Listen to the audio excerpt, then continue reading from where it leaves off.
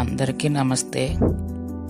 నా యూట్యూబ్ కుటుంబ సభ్యులకు మీకు ప్రత్యేకమైన ధన్యవాదాలు తెలియజేస్తున్నాను. ఎందుకంటే నాకు